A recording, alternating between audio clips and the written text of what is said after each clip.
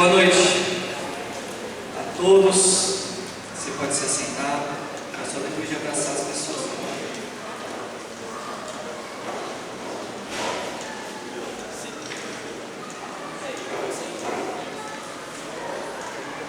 Boa noite, igreja. Vocês estão bem? Vocês estão felizes? Bom. Se você puder abrir a sua Bíblia mais uma vez comigo, por favor. Abra a sua Bíblia em 1 Coríntios. A primeira carta escrita pelo apóstolo Paulo para os nossos irmãos que moravam em Corinto. 1 Coríntios, capítulo 15.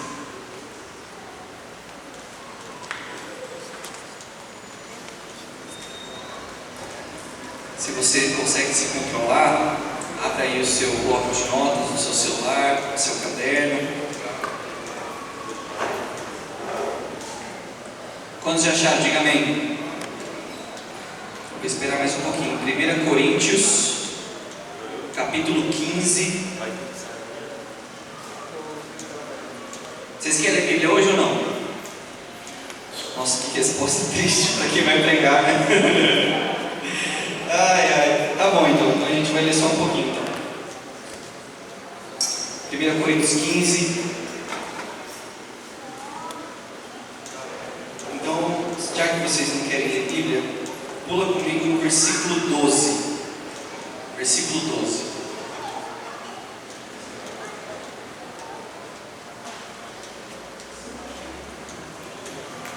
Quem já achou, diga eu. Eu ia ler desde o versículo 1, mas vocês não querem, a gente vai no versículo 12. Vocês vão fazer isso para agradar agora.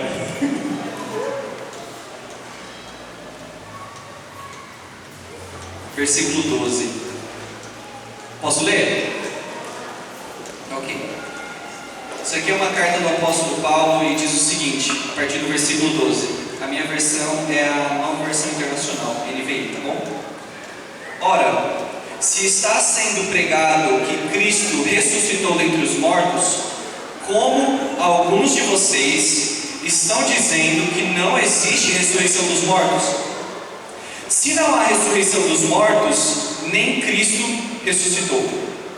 E se Cristo não ressuscitou, é inútil a nossa pregação, como também é inútil a fé que vocês têm. Mais que isso, seremos considerados falsas testemunhas de Deus, pois contra Ele testemunhamos que ressuscitou a Cristo dentre os mortos. Mas, se de fato os mortos não ressuscitam, Ele também não ressuscitou a Cristo. Pois, se os mortos não ressuscitam, nem mesmo Cristo ressuscitou. Versículo 17. E se Cristo não ressuscitou, inútil é a fé que vocês têm e ainda estão em seus pecados. Neste caso também, os que dormiram, ou seja, os que morreram em Cristo, estão perdidos. E o nosso versículo da noite é esse versículo 19, tá ok? Esse é o nosso versículo. Se é somente para esta vida que temos esperança em Cristo, somos de todos os homens os mais dignos de compaixão. Senhor Deus, essa é a sua palavra, que o Senhor venha me usar, apesar dos meus pecados, minhas iniquidades e meus erros, para falar conosco.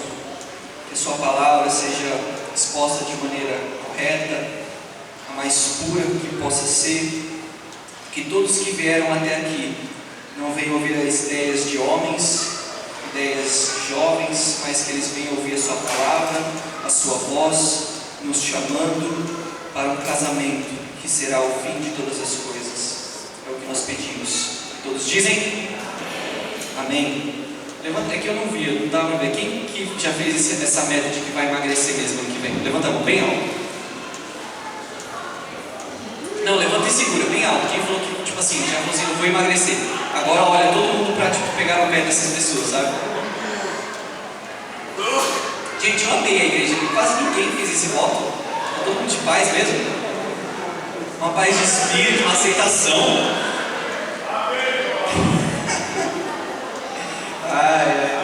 Eu não é que tem gente que deveria ter levantado a mão, mas levantou. Vamos para a palavra. Anote aí, esse vai ser o nosso texto. Coloca 1 Coríntios 15, tá bom? 15. Eu queria ler com vocês desde o primeiro versículo, mas a gente vai focar nessa segunda parte, tá ok? Então o texto que a gente vai estudar hoje é 1 Coríntios 15. Como eu falei para vocês, essa foi uma carta escrita pelo apóstolo Paulo. Todo mundo já ouviu falar sobre Paulo, certo?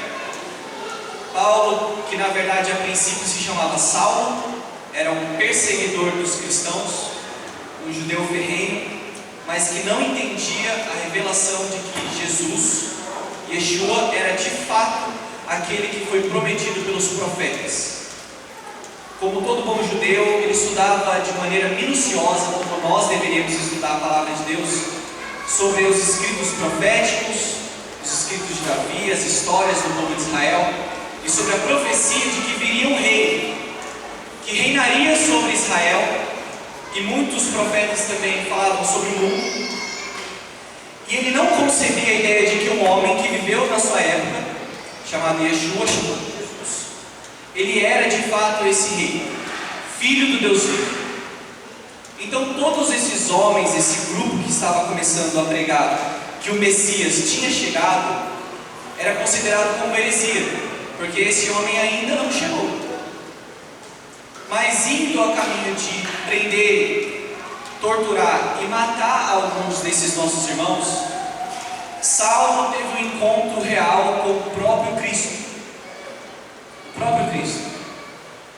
Ele então se converte, ele recebe o Espírito Santo e logo depois ele começa a pregar que Jesus é de fato o Cristo, o Messias. Isso na época foi uma loucura. Então ele foi, muito provavelmente, junto com muitos homens que nós não excluímos, nós não canonizamos os apóstolos, nós cremos que eles pecavam, nós cremos que Paulo era um Zé Mané também. Então ele, mas provavelmente foi um dos homens mais importantes da história do cristianismo, da fé cristã. E ele fundou muitas igrejas, todo mundo sabe disso até aqui. E ele fundou muitas igrejas. Se você ler em Atos, vai contar um pouco das histórias das viagens de Paulo. Ele indo pela Grécia, ele querendo fazer algumas viagens e implantando igrejas. Uma das igrejas que Paulo plantou foi essa igreja, na cidade de Corinto.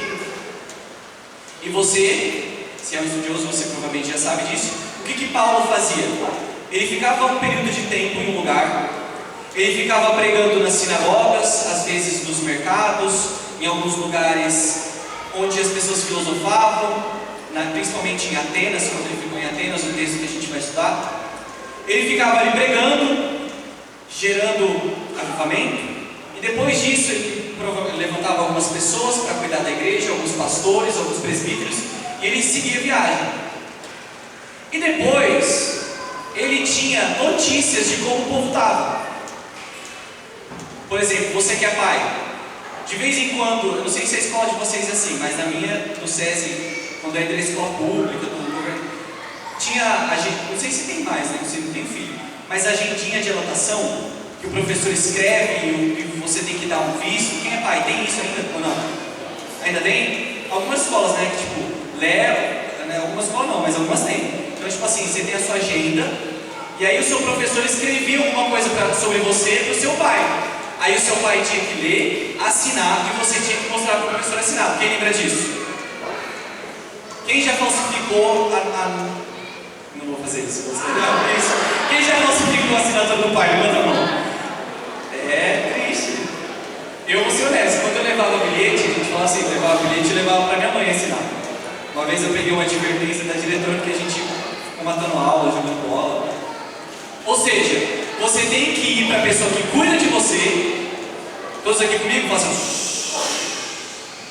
Todos prestando atenção? O que você tem que fazer? Mostrar para a pessoa que cuida de você um relatório. Se você tem chefe, você tem que dar relatórios, você tem o seu dedinho, né? Você tem que passar o seu ponto. Ou seja, Paulo, ele enviava pessoas para saber como as igrejas estavam. Então, ele ficou sabendo de umas coisas muito perturbadoras sobre essa igreja de Corinto. Muito perturbadoras. Quem aqui já leu o Novo Testamento? Quem aqui já leu Coríntios antes? Não é Coríntios, tá bom? Mas se bem que é uma dica de Deus, né? Quem entende, entende. Se você vê a carta de Coríntios, se você lê o Novo Testamento, fala para a pessoa que está falando assim, lê a Bíblia, por favor. Lê a palavra, não é obrigação, é um prazer, um privilégio que você tem de ouvir sobre o próprio Deus. Você quer uma dica? Não dependa de mim, muito menos de mim, mas não dependa de homens para explicar isso para você. Deus levanta homens para nos ensinar, mas a melhor coisa que nós temos é um contato direto com Deus. É a melhor coisa que você tem. Você pode ir na sua casa, no seu pijama, na sua cama, no conforto do seu quarto, abrir a palavra e ouvir a voz de Deus. Se você ler Corinto, você vai ver que era uma igreja extremamente problemática. A gente até pega pesado com Corinto, mas se vocês entendessem o que estava acontecendo naquela igreja, e você percebe pela carta de Paulo. Paulo é provavelmente a carta mais malvada, mais forte que ele escreveu. Tanto que se você ler a segunda carta dele, ele escreve de novo para essa igreja. Ou seja, ele manda um bilhete monstruoso, chama a atenção, e depois ele quer saber o que aconteceu depois que eles leram a carta. Vocês estão comigo? E ele escreve o seguinte: olha, eu na verdade estou muito feliz, porque quando eu escrevi para vocês, vocês se entristeceram. E eu não estou feliz porque vocês ficaram tristes, mas porque essa tristeza gerou em vocês mudança. Então ele pegou pesado com eles. Na primeira carta de Corinto, se você ler o começo dela, ele trabalha um problema sobre unidade. A igreja de Corinto não era uma igreja unida. Apesar de eles se reunirem no mesmo lugar, eles não tinham comunhão uns com os outros. Eles não tinham amizades. Existiam facções, ou seja, grupos que não se envolviam uns com os outros. Haviam grupos dentro do corpo de Cristo que não se relacionavam, pessoas que não se gostavam, não se cumprimentavam. Os mais antigos conhecem o ósculo santo. Sabe dar um beijo no irmão? Que o homem não gosta? Dá o ósculo santo, dá um beijo, cumprimentar o homem com um beijo.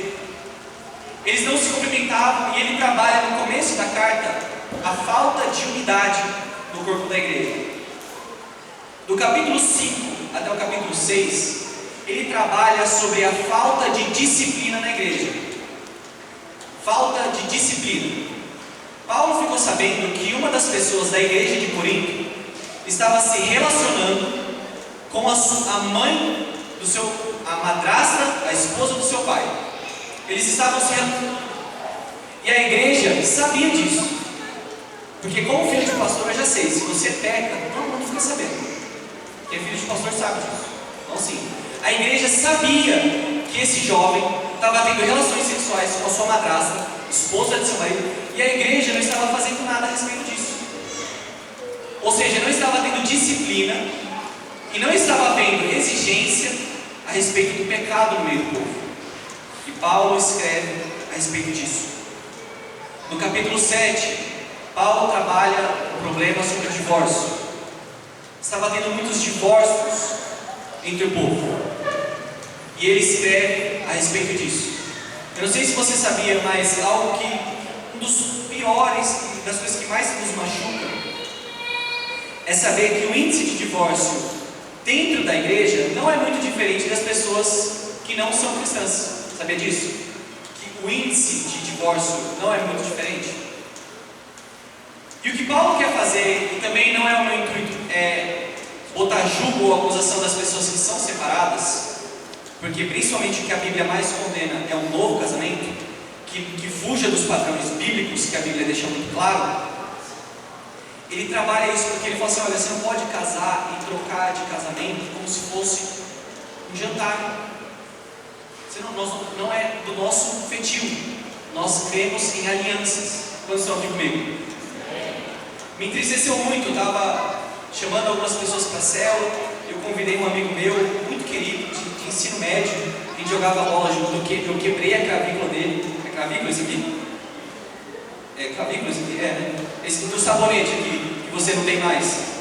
Você engordou que não aparece mais. Ele jogou bola, quebrei a clavícula do menino, mas é meu amigo.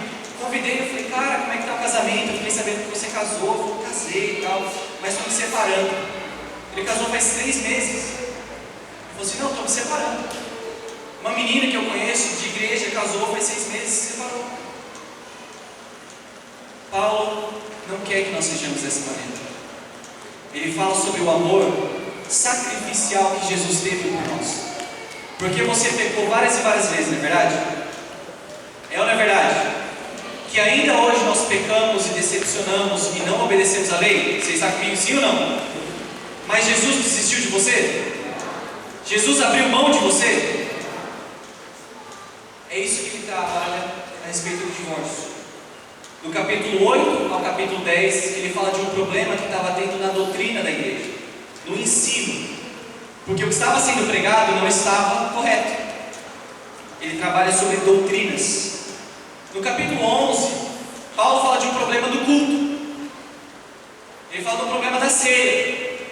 Ou seja, antigamente a ceia não era somente o pão e o vinho. As pessoas comiam, se alimentavam juntos, faziam uma grande refeição. Aí sabe o que algumas pessoas faziam? Elas chegavam mais cedo no culto, presta atenção. Elas chegavam mais cedo, estufavam a barriga, ficava bêbado de vinho, tomava vinho, ficava bêbado. E quando algumas pessoas chegavam depois para participar da ceia, já não tinha pão, já não tinha vinho. E por isso ele fala, olha, quando vocês forem cear, vocês devem esperar para todos terem. Você já percebeu que quando a gente faz ceia aqui na igreja, a gente espera todo mundo receber, e depois a gente fala assim, todo mundo recebeu? Vocês percebem? Para a gente nem faz nossa ficar esperando, né? Ficar segurando. Mas é literalmente por causa disso. Porque o culto, a adoração a Deus, ela é para adorar a Deus e estarmos em comunidade. Do capítulo 12 ao capítulo 14, ele fala de um problema que estava tendo na igreja de Corinto. Você vai ver que no começo da carta, é muito louco isso. Paulo, quando ele escreve, ele fala aos santos que se reúnem na igreja de Corinto. Todos entendem santificação? A justificação que Deus nos dá. Nós somos pecadores, mas alguém que é perfeito morreu por nós, pagou o preço pelos nossos pecados e ressuscitou. E agora, por fé, graça, misericórdia de Deus, nós participamos da justiça dele, nós somos declarados santos. Não porque eu e você nunca pecamos, mas porque Jesus fez isso por nós. Amém? Ou seja, ele começa a carta falando assim, aos santos que se reúnem. E depois ele começa a falar de cara que está pegando uma traça, ele começa a falar de um monte de coisas. Outra coisa que ele fala, Marcelo, ele fala assim, eu fico feliz porque eu sei que na igreja, vamos contextualizar e falar a igreja de Jundiaí? Está comigo? Vamos imaginar que a igreja de Jundiaí é somente nós, mas se lembrem que a igreja está se reunindo ali no fim da rua, ali na frente, a igreja de Cristo também. Ele fala assim, eu sei que aí na igreja de vocês não falta nenhum dom. Não falta nenhum dom. Já leu sobre os dons que a Bíblia dá? Fé milagrosa, operação de milagres, cura. Gente, imagina uma igreja que não falta nenhum dom. Nenhum. Havia profecia, pessoas interpretando, havia tudo. Só que ele chama essa igreja de carnal. E chama essas pessoas de bebês na fé. Ele fala assim, vocês são crianças, vocês são imaturos. Um dos dons que eles não sabiam se lidar muito bem era coração em línguas. Toda a igreja começava a orar em línguas e eles não paravam de orar em línguas, todos ao mesmo tempo, e ninguém parava de orar. Ele falou o seguinte, olha, se alguém entrar no culto e todo mundo estiver orando em línguas, e tiver uma pessoa para profetizar para ele, eles vão achar que vocês são loucos. Vocês são loucos, eles não vão entender. Porque quando vocês oram em mistérios, é para você, é uma edificação pessoal. Só que para alcançarmos pessoas, precisamos profetizar. Ou seja, falar, olha, eu prefiro que vocês profetizem, a não ser que a oração em língua seja acompanhada de interpretação. está cuidando do culto, da oração em línguas. E aí nós chegamos no capítulo 15. Capítulo 15. Ele vai trabalhar no último problema. É uma igreja doida, né? Imagina tudo isso acontecendo ao mesmo tempo. E ele fala de um problema que estava acontecendo na igreja de Corinto. Você acabou de ler junto comigo que o seguinte: ele sabia que na igreja de Corinto algumas pessoas estavam falando que Jesus não ressuscitou, que não havia ressurreição dos mortos.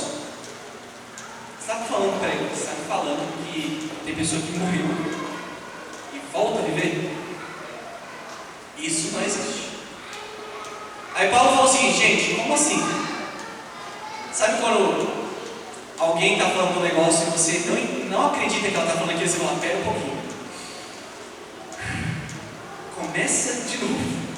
Sabe quando você fica com raiva da pessoa? Fala, pera. Começa de novo.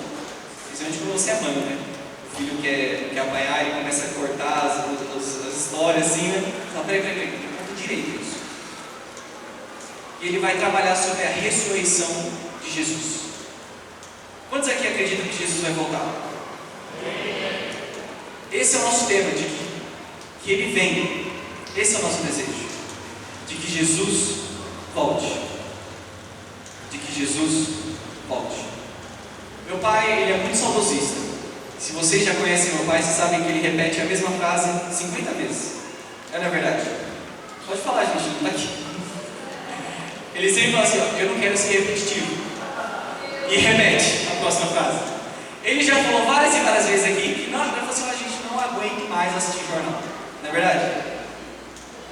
Se você assistir um pouco de jornal e você ver um pouco das notícias, você vai ver como o mundo inteiro não consegue mais esperar por um rei que seja justo. Onde todos os seres humanos vão ser colocados debaixo de um só rei. E ele não vai dominar sobre nós, ele vai reinar sobre nós. E vai ser o nosso juiz. E vai ser o nosso rei. Eu não sei se você está feliz com o Bolsonaro. Não sei se você votou no Bolsonaro ou não. Eu não sei se você quer que o Lula volte. Não sei se você tende para a direita, para a esquerda. Se você não sabe de nenhum dos dois, você é neutro. Mas a nossa expectativa não é a implantação dos nossos ideais sobre todos. A nossa expectativa é que o nosso rei volte.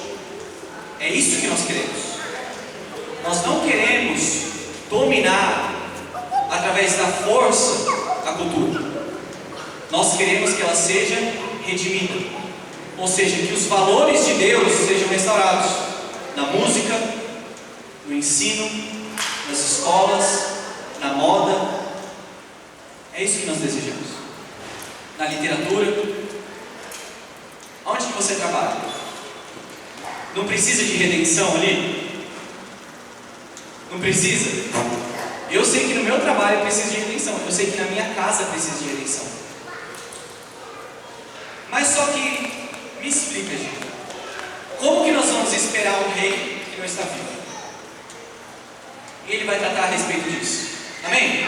Eu vou ficar só os próximos 15 minutos, 20 minutos, nós não vamos ser muito longos hoje, falando a respeito dessa parte. Amém?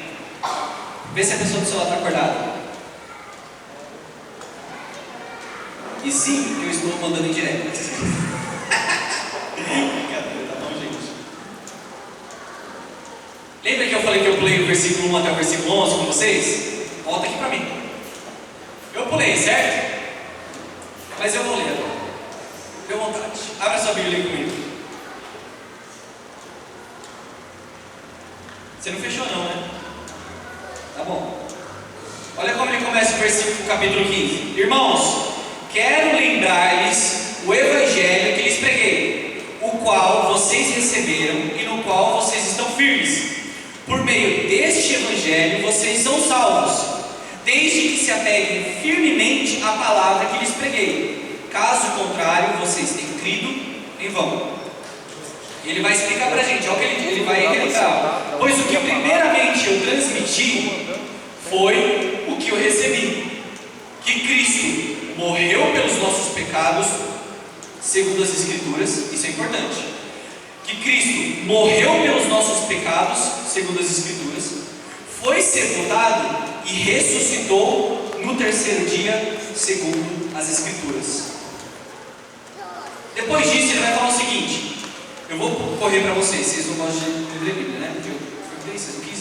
Ele fala o seguinte, depois que ele ressuscitou, presta atenção, ele apareceu por Pedro, depois ele apareceu aos 12, depois disso apareceu para mais 500 irmãos de uma só vez, a maioria que ainda vive, depois ele apareceu para Tiago, depois ele apareceu para todos os apóstolos, depois ele apareceu para mim, como que nascido de fora de tempo. Jesus ficou 40 dias depois de ressurreto e foi embora. Só que Jesus voltou só para encontrar Saulo. Ele falou, Jesus apareceu para mim também. E ele disse, porque eu sou menor, eu nasci depois, eu não sou digno de ser chamado apóstolo. Mas o que Paulo está fazendo?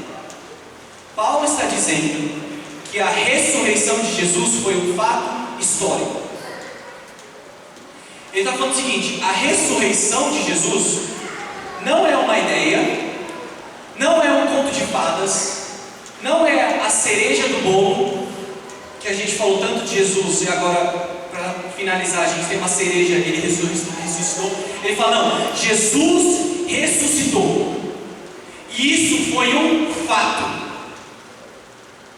Jesus ressuscitou. Ele fala o seguinte, olha, não é historinha para boi dormir. É boi dormir? A expressão? Para boi dormir? Isso não é historinha. Isso aconteceu. Ele pega a história de Jesus ressuscitar e coloca isso dentro da história e fala, isso aconteceu. Isso é uma pergunta que eu faço para você, muito honesto. Porque eu também fui criado por pais que me ensinavam a palavra, falavam sobre Jesus, faziam desenhinho, ia para a escolinha, dava problema para as pessoas, fazia barulho também. E eu ouvi várias e várias vezes que Jesus ressuscitou. Só que eu te pergunto agora, do fundo do seu coração, você realmente entende que Jesus morreu, foi sepultado e durante 3 dias permaneceu morto, mas voltou a viver? Você crê que isso foi verídico? Quem aqui acredita que aconteceu a Segunda Guerra Mundial? Quem aqui acredita que aconteceu a Primeira Guerra Mundial? Quem aqui acredita que existia um homem chamado Alexandre o Grande? Quem acredita nisso? Eu creio. Porque isso é fato histórico.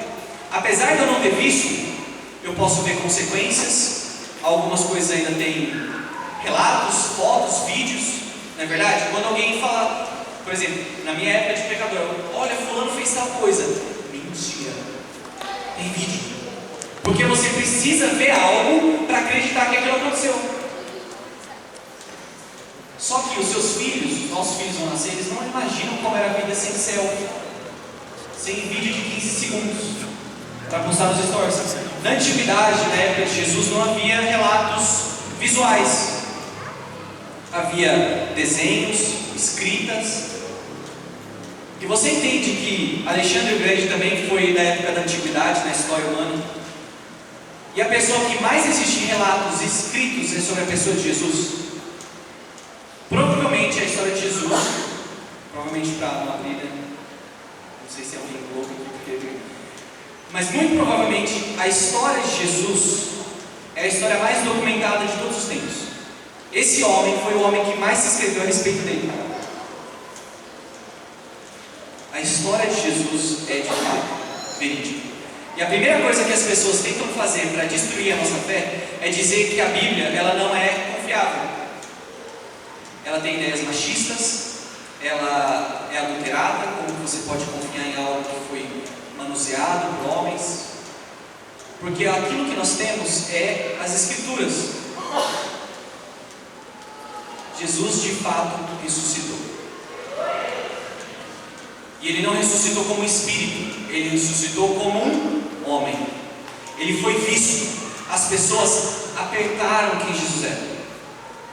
Se você sabe sobre a história quando Jesus vivia, é pecado do homem.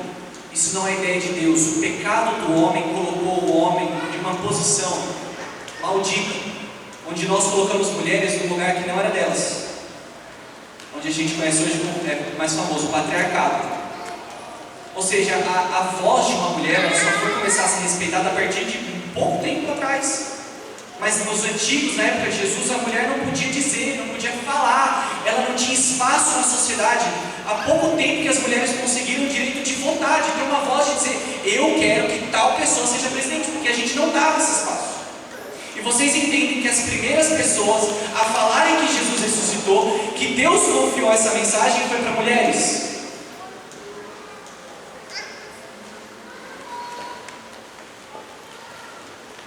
Jesus, de fato, ressuscitou dentre os mortos. Isso não é somente para os cristãos, de fato ele ressuscitou para o mundo. Só que as pessoas começaram a falar que Jesus não ressuscitou. Não, isso aí não. Sempre tentam colocar Jesus como a imagem de um homem que pregava moralidade. Não, a igreja é para fazer as pessoas melhores, mais boas, mais educadas. Isso são todas as religiões. Todas as religiões são para fazer o homem mais gentil, mais educado. Mas Jesus não era simplesmente um homem que pregava a moralidade. Na verdade, ele pregava o evangelho. Ele era a verdade de Deus. E aquele que morreu, de fato, ele ressuscitou e levantou dos mortos. Sabe por que Paulo ele fala especificamente desse problema de ressurreição? Está aqui comigo ainda? Já cansou ou não? Sabe por que ele trabalha especificamente nesse ponto? Porque tudo aquilo que Jesus falou depende de uma coisa. De uma só coisa. Se aquilo que ele falou que aconteceria, acontecesse.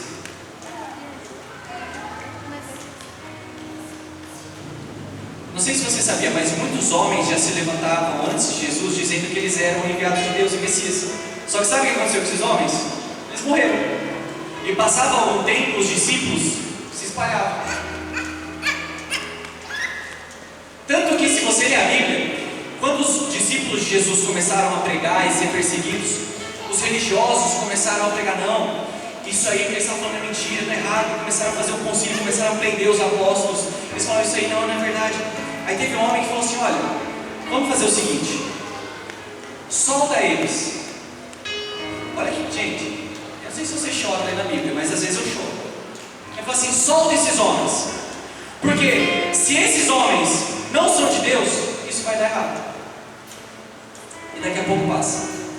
Mas se esses homens estão falando a verdade, Deus está com eles, o que a gente vai fazer que vai poder parar? Então solta eles.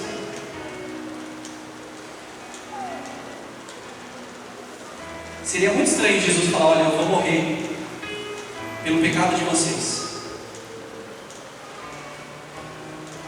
Isso fosse tudo.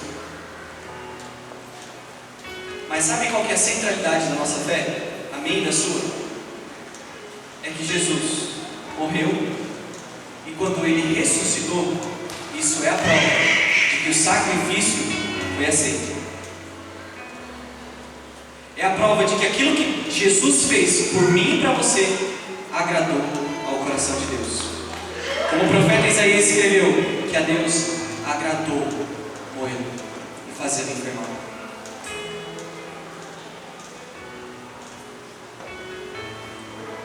Quem aqui já foi batizado? Já passou pelo batismo? Paulo ele fala o seguinte, olha, se Jesus não ressuscitou, você vai se batizar pelo morto, pelos mortos. Porque quando nós entramos em uma nova vida com Cristo, nós estamos dizendo, eu sou aceito porque Ele morreu. E da mesma maneira que Jesus ressuscitou, eu ressurjo com uma nova vida e tenho ousadia, como o Marcelo falou, para entrar nos atos do meu Pai, por causa do meu irmão mais velho. Porque Jesus ressuscitou. A vida de Jesus, ela é maravilhosa. E nós podemos dizer as seguintes coisas a respeito de Jesus. Nós podemos falar sobre a sua vinda, nascido de uma mulher virgem, Maria. A gente não dividiu isso, tá bom, hein? Nós acreditamos que Jesus nasceu de uma mulher virgem. E a sua obediência, tanto ativa como passiva, ou seja, Jesus não pecou, não Nunca. Jesus cumpriu, de fato, cada uma das exigências da lei. Ele não falhou em nada. E como uma ovelha participava do sacrifício, ela era examinada para ver se de fato ela era perfeita, porque se tivesse defeito não era aceita. Jesus obedeceu até o fim. Eu não sei você, eu posso confessar a minha parte homem, mas eu falo, gente, como Jesus não xingava algumas pessoas no trânsito? Não sei você, essa coisa que eu falo, meu Deus. Você já deu uma. Eu não sei, você fazer. Quando você dá o seu dedinho, que ele bate sempre na quina da mesa, é incrível essa paixão. Você passa na quina da mesa e dá uma bica com o seu dedinho, e aí vem aquelas palavras que surgem assim, ó. Não é possível, Jesus batia o dedinho, não sei. Jesus foi obediente até o fim. E no final da sua vida, ele decidiu obedecer até a morte de cruz. Onde aquele que não conheceu o pecado se tornou pecado por nós. E na morte expiatória dele, ou seja, morreu. Sabe aqueles tipo de filme mesmo? Que dá um tiro e alguém pula na sua frente e leva o tiro para você? Já viu esses filmes bem românticos mesmo? Foi mais ou menos isso que Cristo fez. Havia um juízo de Deus vindo na nossa direção. E Jesus se colocou na frente desse tiro que estava vindo do próprio Deus. E falou, Pai, em mim.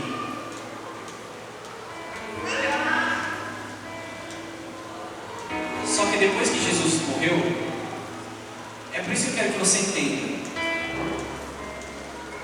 Depois que Jesus morreu, aconteceu exatamente o que todos os homens esperavam, que na verdade até Jesus tinha falado. Ele falou assim, quando eu morrer, quando pegarem o pastor, todos vocês vão fugir.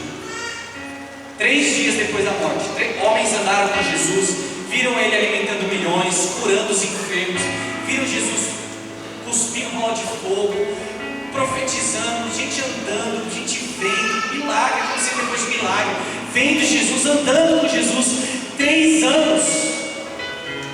E depois que ele morreu, 3 dias, eles estavam trancados dentro de um quarto escuro, com medo de serem perseguidos. Alguns já tinham ido embora. Assim, eu vou voltar para Emaús, eu vou embora, vou sair daqui. E você entende que depois disso, 40 dias depois, esses mesmos homens que estavam trancados dentro de um quarto, amedrontados, eles estavam na entrada do templo pregando, completamente ousados, de que Jesus tinha ressuscitado, de que ele tinha aparecido para eles e de que ele era o Filho de Deus e que o reino de Deus estava vindo. Eu não sou bom de conta, mas acho que dá 27 dias. Não, 37. 37 dias depois, aqueles mesmos homens estavam morrendo de medo. Eles estavam com completa ousadia, passando por privações, sendo perseguidos. Muitos foram apedrejados, castigados, passaram por naufrágios. Mas eles não abandonaram a mensagem que eles tinham. Sabe uma das maiores defesas apologéticas que de fato Jesus ressuscitou e ele está vivo hoje? Todos falam que quando você prega uma história que você sabe que é mentira, o que você ganha se você mentir? Talvez poder. Você concorda comigo? Não sei se você já mentiu, mas se você já mentiu, você escapou de apanhar. Se você já mentiu, você ganhou alguma coisa. Quando nós mentimos, alguma coisa nós recebemos em troca. Sua mãe não te bateu, não sei. Só que o que os discípulos de Jesus ganharam por falar que Jesus estava vivo? O que eles ganharam? Eles ficaram ricos? Eles ganharam casa? Eles ganharam poder? Eles juntaram o povo para vencer Roma e serem os donos agora do mundo? Não. Eles não ganharam nada com isso. E isso só torna o testemunho deles mais confiável, porque eles não ganharam nada em troca.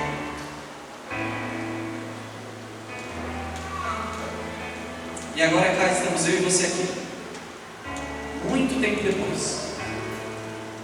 depois de muitos tropeços nossos, da nossa história, eu e você, nós ainda temos uma mensagem de que Cristo não está morto, Ele ressuscitou. E Ele falou que vai voltar para nos buscar. Quando nós oramos, quero que você entenda, sabe quando você fecha seu olhinho para orar? Sabe que você tem que lembrar de que você está falando com um homem vivo. Você não está orando por uma coisa que é uma ideia.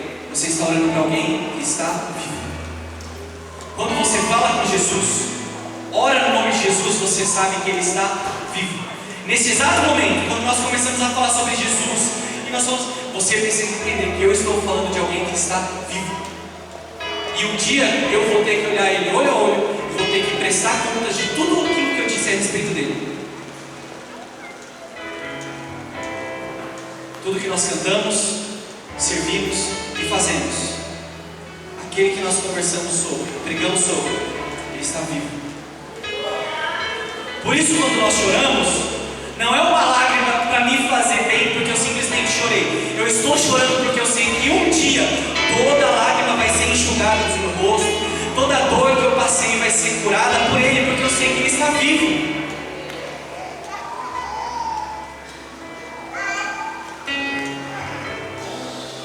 Paulo diz o seguinte: se Jesus não ressuscitou, todos nós aqui hoje à noite nós estamos perdendo o nosso tempo. Se Jesus não está vivo hoje, como Ele falou que estaria, nós estamos perdendo os nossos tempos e todos nós ainda estamos nos nossos pecados. Mas sabe qual é o próximo versículo? Ele fala assim: mas de fato, Jesus ressuscitou. E como eu falei, o nosso versículo final é o seguinte: Paulo escreve para a igreja, ele fala o seguinte: meus irmãos de Jundiaí, se a nossa esperança, preste muita atenção nessa pergunta, não é uma pergunta, é uma frase. Ele fala o seguinte: se a nossa esperança está limitada a essa vida aqui, nós somos de todos os homens os mais dignos de piedade, compaixão. Ou seja, sabe o que a gente merece? Pena. As pessoas deveriam olhar para mim e para você e sentir pena de nós.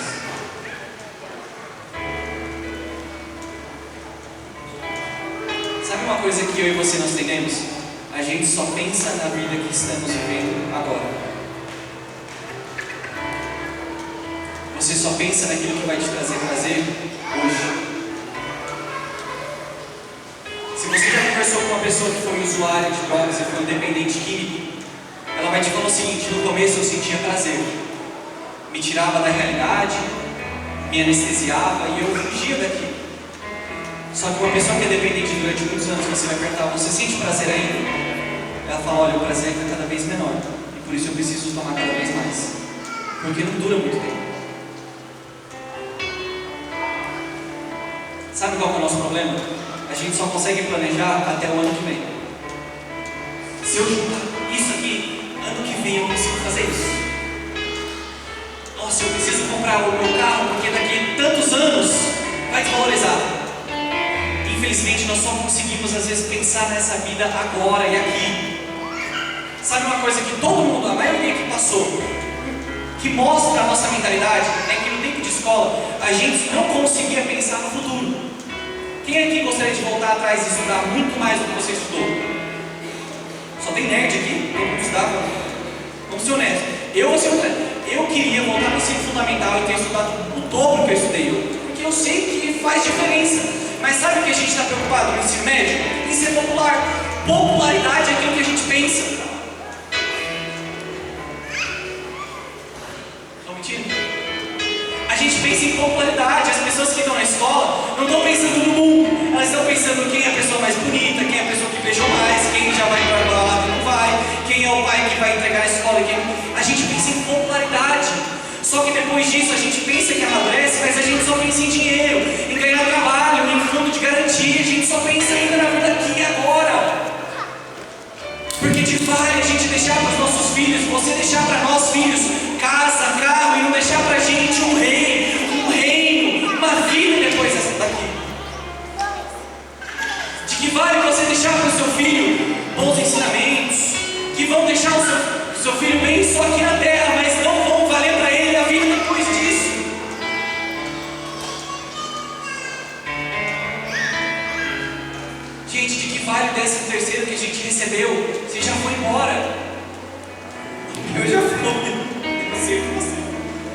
Gente, o meu pagamento, ele dura algumas horas no meu celular, eu não vejo dinheiro. Posso te falar a loucura que a gente vive na nossa sociedade? Eu trabalho o mês inteiro para ganhar um tanto salário. Cai e fica horas no meu celular. Eu combino com a Jéssica, tem que pagar isso, e o dinheiro vai. E eu dou risada porque eu vou para o meu trabalho, ganho tanto, eu chego em casa, tenho zero e volto a passar o crédito. De que vale as coisas aqui da terra, se elas passam? O que vale verdadeiramente é uma coisa eterna, que é sermos abraçados por aquele que nos criou. E nós ouvimos uma única frase: servo bom e fiel. Porque você foi fiel no pouco, eu te coloco no muito. Entra no descanso do seu Senhor.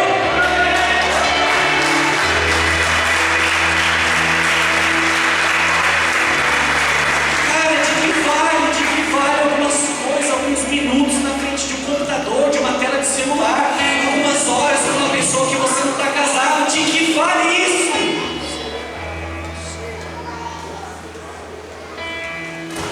De que vale esses prazeres que satisfazem por uma noite? A única coisa que nos satisfaz é agradarmos aquele que morreu por nós. Eu te pergunto, como a Jéssica falou, eu fiz os meus planos para 2020. Entenda, eu fiz os meus planos. Só que eu quero te perguntar uma coisa: você fez planos para a eternidade? E não diga que você fez, porque isso é uma mentira.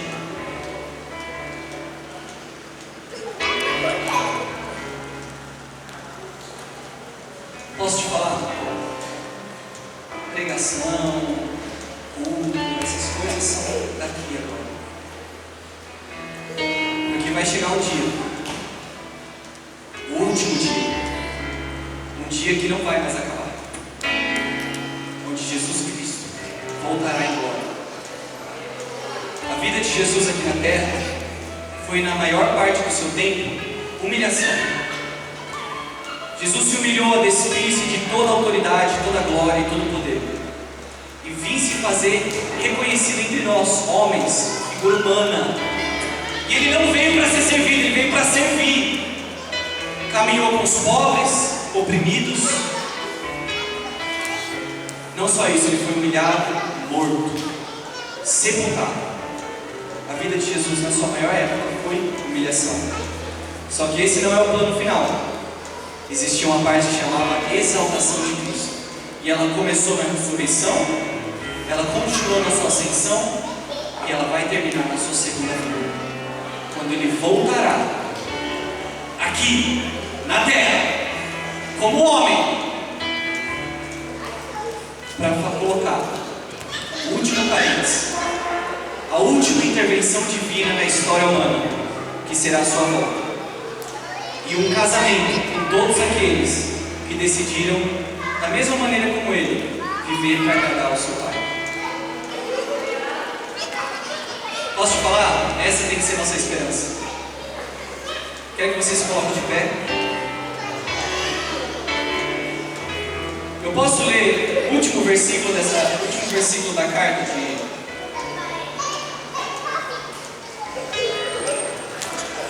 Paulo.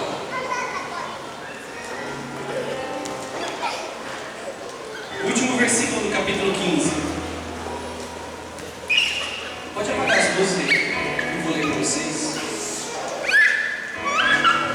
Todo mundo faz assim comigo, ó.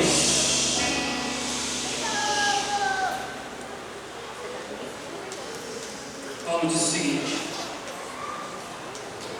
irmãos, eu declaro que nem carne nem sangue podem herdar o reino de Deus, nem aquilo que é perecível pode herdar o imperecível. Eis que eu vou dizer um mistério para vocês: nem todos nós iremos morrer, mas todos seremos transformados, num momento, num abrir e fechar de olhos, ao som da última trombeta.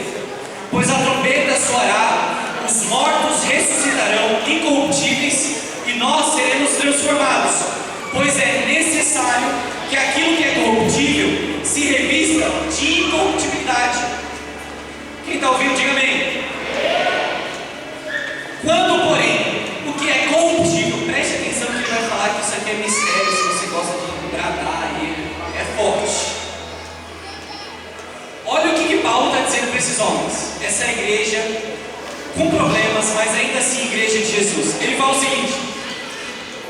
Quando o que é corruptível se revestir de incorruptibilidade, o que é mortal de imortalidade, então se cumprirá a palavra que está escrita: a morte foi destruída pela vitória.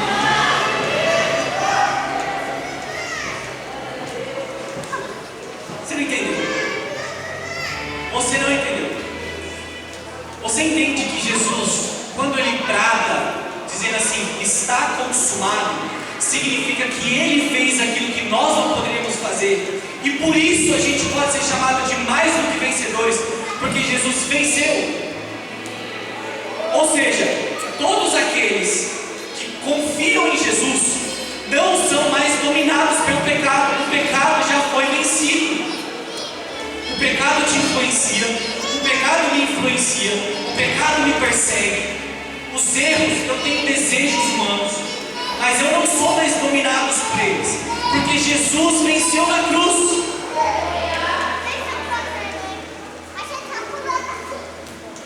A escuridão não é mais a rainha de Deus, ela perdeu.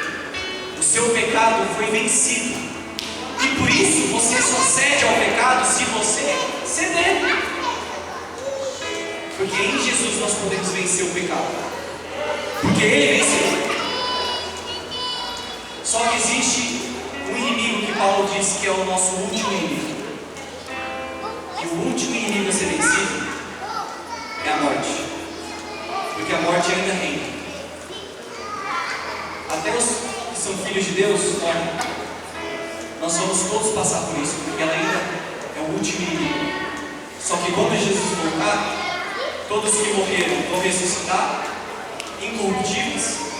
Aqueles que estiverem vivos vão ser revestidos, e a morte nunca mais vai alcançar a vida de um ser humano sequer.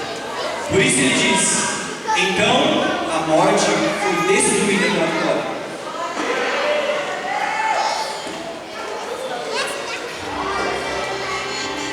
Eu não sei se você se gaba, mas Paulo se gaba aqui. Olha o que ele diz: onde está a morte, a sua vitória? Onde está a morte e o seu poder? O poder da morte é o pecado, e a força do pecado é a lei. Mas graças a Deus que nos dá a vitória por meio de nosso Senhor Jesus Cristo.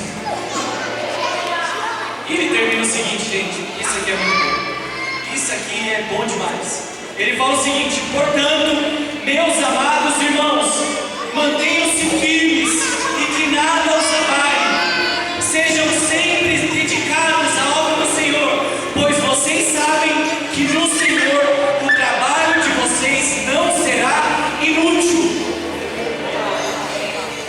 Paulo fala o seguinte: sabe quando você quer dar um tapa na pessoa, mas você se controla por amor a Jesus e abençoa ela? Quando a pessoa te maltrata, te estupra, te trai, te abandona, quando as pessoas usam você, quando as pessoas pisam em você, quando as pessoas te machucam, e você encontra forças em Deus para literalmente perdoar essas pessoas, deixar as feridas no passado. Quando você decide ser íntegro com suas finanças, quando você vê dinheiro na sua mão e você vê a oportunidade de ser corrupto para ganhar mais dinheiro. Quando você vê a igreja de Cristo, pessoas que também te machucam, e você decide vir até aqui e servir elas e amar elas por amor a Jesus.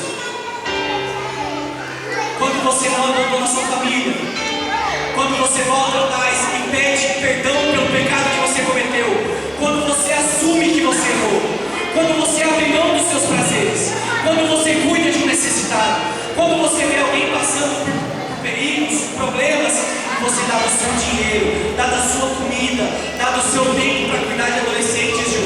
Quando a gente dá trabalho para os pastores, mas eles vão e têm paciência com a gente vai, Ju, você vai lá na praça, cuida, limpa, varre, arruma de jeito para abençoar os adolescentes. Quando os pastores não querem vir pregar, mas vêm para cuidar de você. Quando você não quer mais obedecer, você quer dar um chute na porta, xingar e abandonar a sua família, mas você escola de joelhos e fala: Deus, me ajuda.